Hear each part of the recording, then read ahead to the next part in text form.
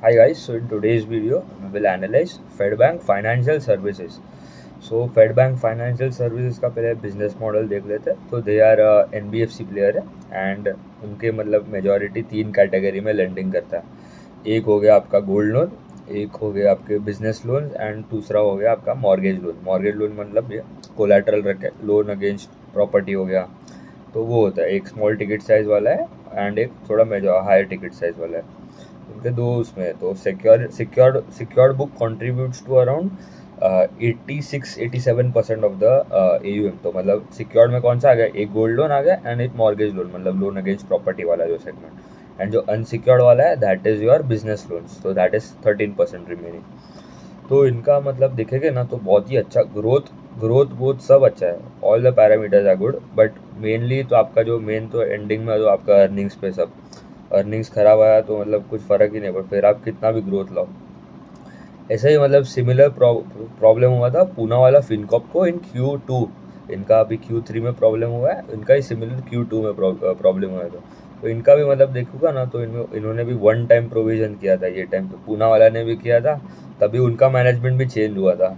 इनका भी अभी मैनेजमेंट चेंज हुआ है और उनका भी अभी 1 टाइम प्रोविज़न किया। तो मतलब ये NBFC सेक्टर में मतलब कभी भी ऐसा मैनेजमेंट चेंज होता है ना, ऐसा नहीं कि हमेशा होगा problem, but you have to be very careful because ये पूरा लेवरेज वाला धंधा है। ठीक है, मतलब पूरा मतलब आपने उठाया किधर से पैसा, आपका कुछ पैसा ही नहीं है आपका खुद का।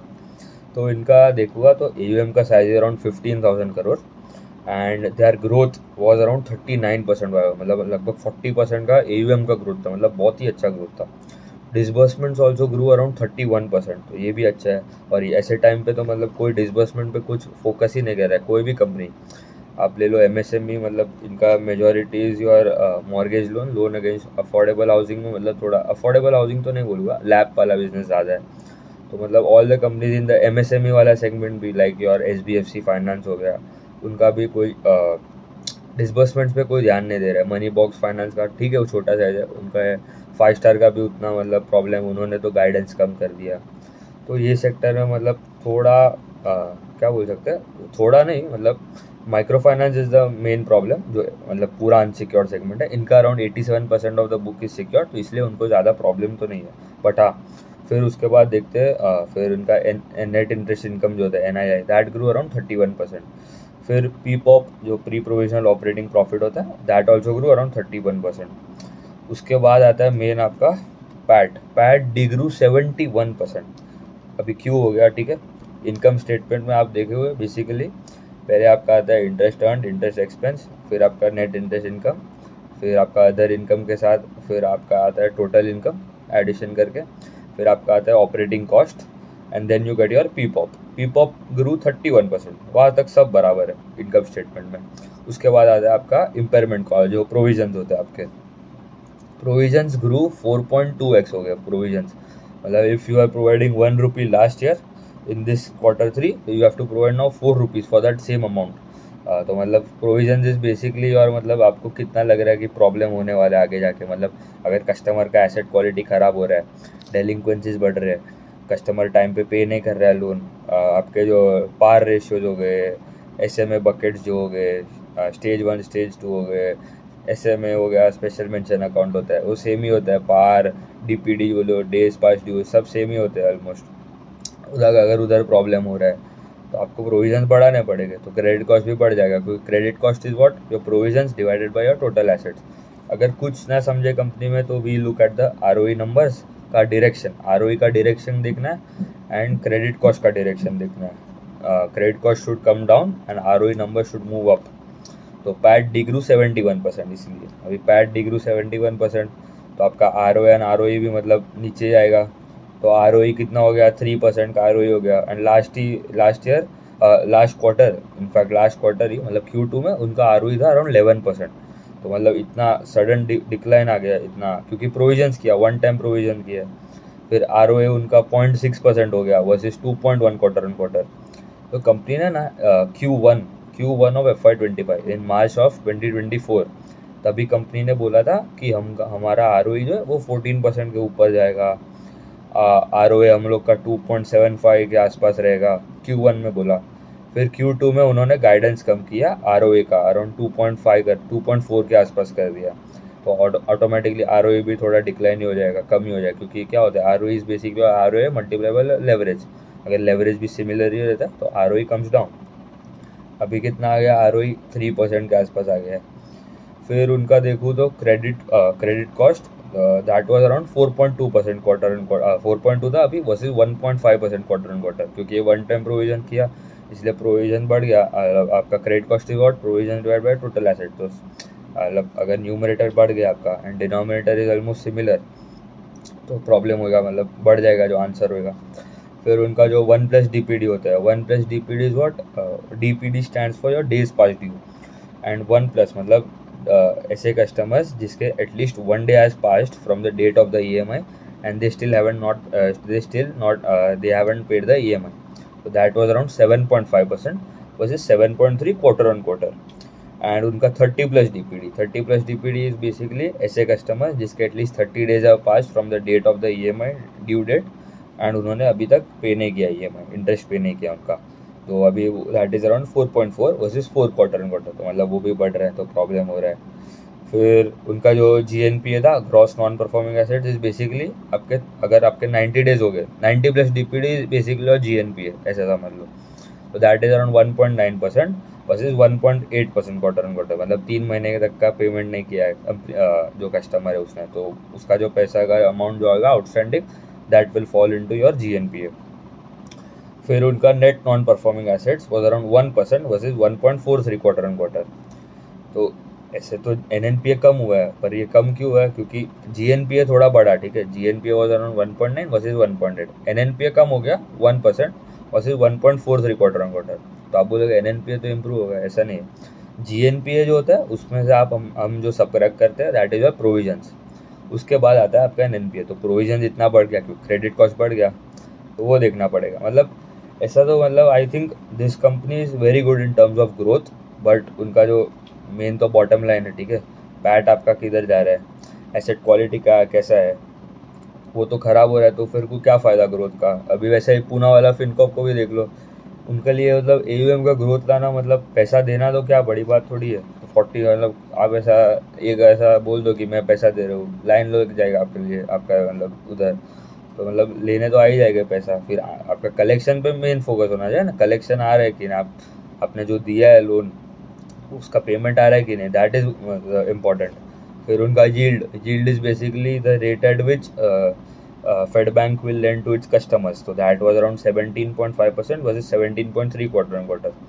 Cost of borrowing is around 9% versus 9 quarter on quarter। Cost of borrowing मतलब the rate at which Fed Bank will borrow money from other banks हो गया, other NBFCs हो गए, तो दैट इज 9%। एंड जो उसका जो डिफरेंस आता है yield minus your cost of borrowing, वो स्प्रेड आता है, तो spread was around 8.5% versus 8.3 quarter on quarter, तो स्प्रेड थोड़ा इंप्रूव है, तो वो अच्छा है।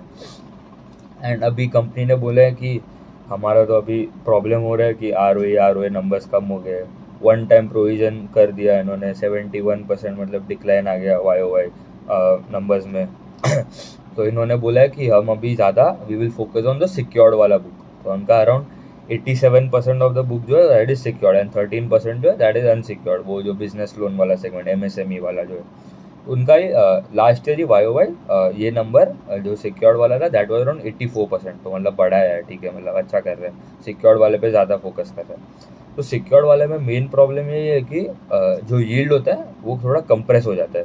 क्यों, मतलब अभी अगर आप 2 कस्टमर पकड़ो, दोनों को आपने 1 लाख रुपीज़ दिया, पर एक ने आपके अगेंस्ट आप एक कस्टमर ने आपको उसके मतलब जो गोल्ड उसके जो लोन होएगा उसके अगेंस्ट आपको गोल्ड दे दिया, मतलब अगर वो पे नहीं कर पाया तो आप गोल्ड बेच सकते हो, तो आप उसको मतलब थोड़ा कम रेट पे दोगे compare to the other customer, उस जिसने अनसिक्योर्ड वाला है वो भाग गया, तो मतलब आपका तो पूरा 1 लाख का 1 लाख मतलब प्रॉब्लम हो जाएगा, पूरा नुकसान हो जाएगा।